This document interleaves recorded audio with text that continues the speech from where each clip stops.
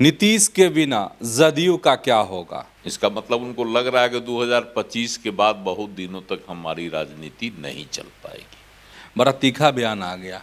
कई दावेदार हो गए हम उत्तराधिकारी तो हम उत्तराधिकारी।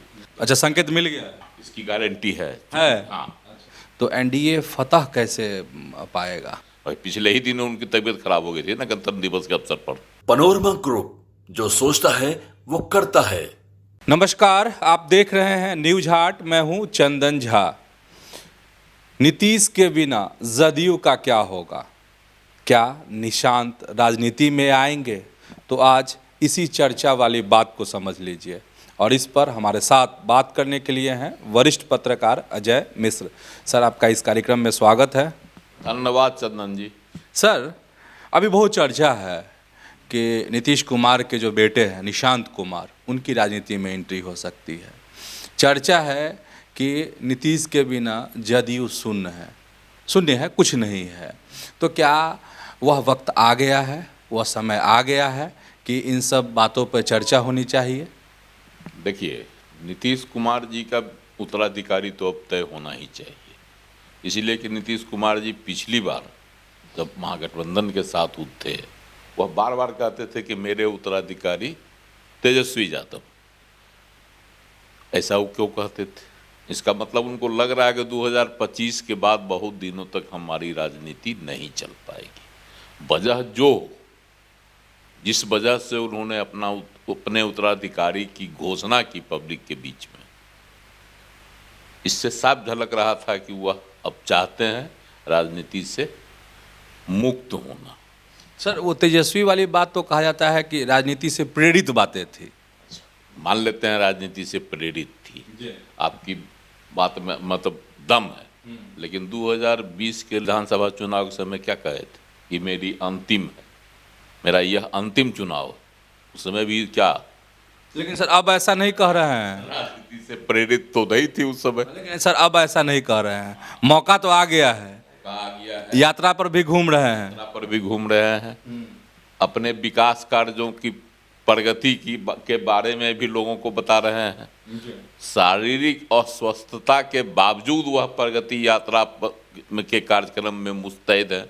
और पिछले ही दिनों उनकी तबीयत खराब हो गई थी ना, गणतंत्र दिवस के अवसर पर। उसके बाद आज 27 का उनका कार्यक्रम पूर्णिया वाला रद्द हो गया। आज वह गए अपने निर्धारित कार्यक्रम पर पूर्णिया। ढेर सारी विकास योजनाओं की घोषणा की, समीक्षा की। ये क्या बताता है कि भाई 2025 के विधानसभा चुनाव में वह खुद को प्रस्तुत करना चाहते हैं। एक जो है क्या कहते हैं उसको, कहिए ऐतिहासिक जीत की ओर। इसलिए उन्होंने 225 का लक्ष्य निर्धारित कर रखा है। यह मुख्यमंत्री नीतीश कुमार का लक्ष्य है। उन्होंने ही तय किया था एनडीए की बैठक में 2025 के चुनाव में 225 सीट उन्हीं का है ना, तय किया हुआ। सर, इस जो लक्ष्य तय हुआ एनडीए का, नीतीश कुमार ने तय किया। बड़ा तीखा बयान आ गया मीसा भारती का। मीसा भारती कह रही है कि हाँ मशीन सेट करवा रहे होंगे तभी ने 225। भाई, मीसा भारती का तो बयान इसी तरह से आएगा ही, क्योंकि इन लोगों का आरोप जो हमेशा से लगते रहा है ईवीएम पर। लेकिन आयोग ने भी इसको काट दिया और बार बार आयोग बोल दिया कि नहीं, ऐसा नहीं है। सुप्रीम कोर्ट ने भी कहा था। लेकिन बावजूद इसके ये लोग जो है ईवीएम पर दोष लगा रहे हैं और आगे भी लगाते रहेंगे। जब जीत होती है ईवीएम बहुत अच्छा, और जब हार होती है तो ईवीएम बहुत बुरा। यह तो बचकानी बातें हुई। बच्चे जैसे कहता है ना, किसी चीज़ को बहुत अच्छा, किसी चीज़ को बहुत बुरा। तो ये बचकानी बातें हैं मीसा भारती की, सियासी बातें हैं। और आज उसका खंडन भी किया सम्राट चौधरी ने, बहुत कड़ा जवाब दे दिया। तो ये सब बातें चलेगी। लेकिन सवाल है कि नीतीश कुमार जी 2025 के बाद, ठीक है 2025 में वो जीतेंगे, उनके ही नेतृत्व में एनडीए का चुनाव होगा और वही मुख्यमंत्री भी कैंडिडेट है। लेकिन 2025 के बाद अगर मुख्यमंत्री बहुत दिनों तक शारीरिक अस्वस्थता की वजह से राजनीति में सरवाइव नहीं कर सके, तब क्या होगा जदयू का? ये सवाल है। ये सवाल तो बहुत बड़ा मौजूद सवाल है। उस समय क्या होगा, पार्टी को कौन संभालेगा? जयललिता की पार्टी बिखर गई तमिलनाडु में इसी जो है उधेरबुन में जयललिता ने किसी को अपना उत्तराधिकारी घोषित नहीं किया और पार्टी जो है तमिलनाडु में बिखर गई।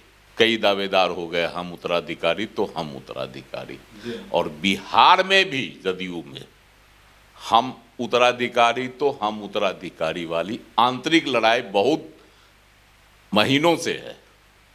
लड़ाई है, अंदरूनी लड़ाई है। इसको पार्टी स्वीकारे चाहे नहीं स्वीकारे। बार बार नीतीश कुमार जी को जो है जब किसी का नाम उछलता है तो उसको किनारे करके खुद को जो है पार्टी की कमान संभालना पड़ता है। कभी आरसीपी सिंह को किनारे किए, खुद आगे हो गए, और ललन सिंह को फिर बाद में मना दिया। फिर ललन सिंह को किनारे किए, खुद आगे हो गए। अभी तो खुद हैं भी राष्ट्रीय अध्यक्ष, और कामकाज देखने के लिए कार्यकारी अध्यक्ष बना दिया, राष्ट्रीय कार्यकारी अध्यक्ष संजय झा को। अब फिर चर्चा होने लगी तरह तरह की। एक मनीष वर्मा है, आईएएस थे, वह भी नौकरी छोड़ कर आए और उनको भी सीधे राष्ट्रीय क्या महासचिव बना दिया गया, बड़ा पद दे दिया गया उनको एंट्री के साथ। राज्यसभा का जो चुनाव होना था, जो पद खाली हुआ था लोकसभा चुनाव के दौरान, यह भी कयासबाजी हो गई थी कि जदयू अपने कोटे से मनीष वर्मा को राज्यसभा भेजेगा, लेकिन तमाम कयासबाजियां जो हैं धराशायी हो गई, तो वह भी विकल्प के दौर से किनारे हो गए। तो आखिर अब किसको बनाएंगे नीतीश कुमार अपना उत्तराधिकारी?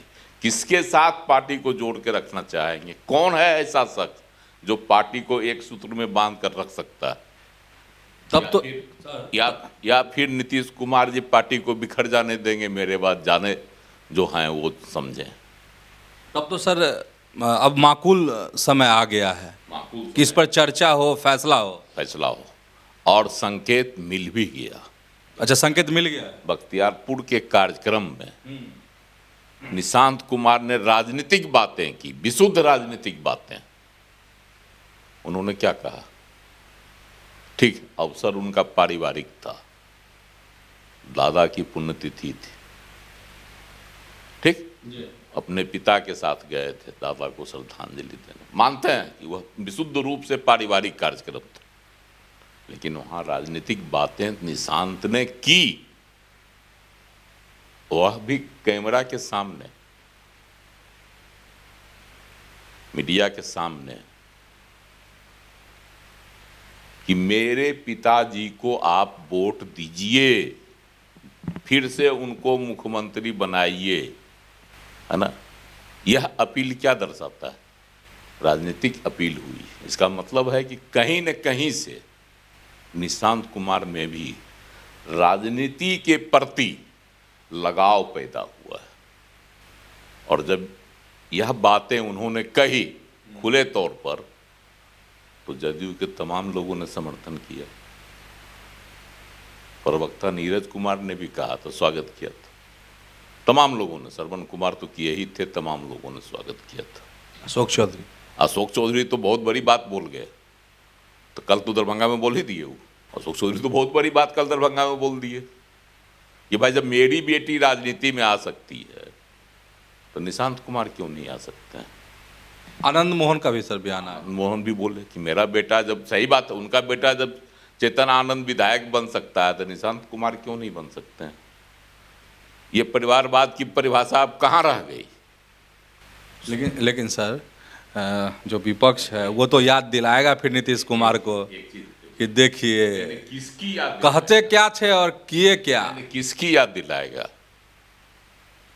कर्पूरी ठाकुर की याद क्यों नहीं दिलाते हैं?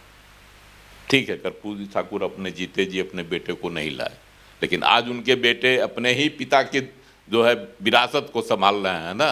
राज्यसभा में मेंबर हैं रामनाथ ठाकुर विरासत संभाल रहे हैं। अगर निशांत कुमार आते हैं तो कौन सी गलत बातें होंगी सियासत में? और आएंगे नहीं, ये इसकी क्या गारंटी है कि नहीं आएंगे? आ ही जाएंगे सर, इसकी क्या गारंटी है? इसकी गारंटी है। हाँ, गारंटी इसलिए है कि अब वह सियासी बातें करने लगे हैं। एक आध बार सर कर दिए अपना। नहीं, सवाल है कि आगे जब फिर अवसर आएगा तब अगर वह कहेंगे कि हमको कोई मतलब नहीं है, आप मेरे पिताजी को वोट दीजिए या नहीं दीजिए, इससे हमको कोई लेना देना नहीं है। हम अध्यात्म के प्रति हैं, हमको भगवान से मतलब है, हम भागवत भजन करेंगे। ऐसा तो उन्होंने कभी नहीं कहा। कह देंगे तो होगी बातें। सर वो कहे थे निशांत, जब वो स्पीकर खरीदने के लिए पटना में हमको अध्यात्म से भजन भजन सुनेंगे इस स्पीकर पर। ठीक, लेकिन उस समय ऐसा उनको माहौल नहीं लगा। सर इसकी लेकिन आधिकारिक ये बयान इस पे नहीं आता है। देखिए, आधिकारिक बयान नहीं आता है, सही स्वाभाविक है उस तरह से, लेकिन बीमार पड़े थे तो कामकाज से जो नहीं जा रहे थे, एकदम बीच में जो है अपने ही निवास पर रहते थे, सारा कामकाज उन्होंने छोड़ दिया था देखना, है ना। तो उस समय तो आया था कि भाई बीमार हैं, इसलिए वह कहीं नहीं जा रहे, उनकी यात्रा स्थगित हो गई थी उस समय। अच्छा सर, एक काल्पनिक बात ही लेकिन ज़रूरी है इसको समझना, बहुत सारे अपने दर्शक हैं उनके मन में आएगा यह सवाल, और यह है बात कि अगर चीज़ें यही हो जाती हैं तो फिर जो चुनाव है बिहार में, तो एनडीए फतह कैसे पाएगा, ये बड़ा सवाल है। चुनाव तब तो विपक्ष मतलब तेजस्वी यादव, कांग्रेस, लालू प्रसाद, ये लोग तो एकदम कहेंगे अरे नीतीश ही नहीं है तो अब क्या। नहीं, यही है कि चुनाव नीतीश कुमार के नेतृत्व में ही लड़ा जाएगा, तय है। नेतृत्व में नीतीश कुमार जी के नेतृत्व में ही चुनाव लड़ा जाएगा, लेकिन इसकी भी संभावना है, इसको नहीं नकारा जा सकता कि निशांत कुमार राजनीति में नहीं आ सकते। उनकी भी पाली की शुरुआत हो सकती है, जिसका उन्होंने संकेत दे दिया। और नीतीश कुमार जी कभी भी खुद से बोल के कुछ नहीं करते, उनके आगे पीछे वाले लोग बोलते हैं, और वही जो है बाद में क्रियान्वित होता है। कल जो बातें अशोक चौधरी ने कह दी, और अशोक चौधरी बहुत ठोक बजा कर बोलते हैं कि जब मेरी बेटी राजनीति में आ सकती है तो निशांत कुमार क्यों नहीं। यहीं से लग रहा है कि कहीं न कहीं निशांत कुमार को भी अब राजनीति में आने के लिए प्रेरित किया जा रहा है, उत्साहित किया जा रहा है, मतलब पैसेज बनाया जा रहा है, गलियारा बनाया जा रहा है, ताकि आप पतली गली से राजनीति में आओ और यह आरोप नीतीश कुमार पर नहीं लगे कि मैंने अपने बेटों को राजनीति में उतारा है, जैसा कि लालू प्रसाद ने उतारा, जैसा कि रामविलास पासवान जी ने अपने बेटे को उतारा। तेजस्वी यादव क्या करते थे? क्रिकेट खेलते थे। उनकी अभिरुचि किस चीज़ में थी? क्रिकेट में थी। राजनीति में आए कि नहीं? लालू प्रसाद ने उनकी एंट्री कराई कि नहीं? चिराग पासवान कैसे आए? सिनेमा बनाते थे, हीरो थे फिल्म के, वहाँ से उनको लाए राजनीति में, रामविलास पासवान ले जाते थे, साथे साथे घुमाते थे, परिचय कराते थे, राजनीतिक मंच से कराते थे ना। उसके बाद लोकसभा चुनाव लड़ा दिए, अपने जीते जी ने लड़ा दिए जमुई से, और सीधे सांसद बना दिए उनको। तेजस्वी को और तेज प्रताप को लालू जी अपने ही काल में उतार दिए, मंत्री भी बने, पहले बार विधायक बने, मंत्री बना दिया तेजस्वी यादव को। लेकिन नीतीश कुमार ऐसा नहीं करेंगे। इसके लिए बताया ना, जो आपने कहा कि पतली गली की तलाश नीतीश कुमार ने कर ली, और गली का निर्माण जो है श्रवण कुमार, अशोक चौधरी वगैरह कर रहे हैं। हालांकि कुछ को जो है गली में रोड़ा भी अटकाना की जो होती है सियासत में, राजनीति, क्या कि बहुत लोगों की नज़र इस पर भी है कि नीतीश कुमार के बाद कौन। कोई कहता है हम, तो कोई कहता है हम। इसके भी जदयू में अंदर खाने उधर बुन है। तो समझ गए होंगे कि नीतीश के बिना जदयू में क्या है, और निशांत कुमार की राजनीति में एंट्री होगी या नहीं होगी। तो ऐसे ही जुड़े रहिए न्यूज़ हाट के साथ, खबरों से अपडेट रहिए। धन्यवाद, नमस्कार।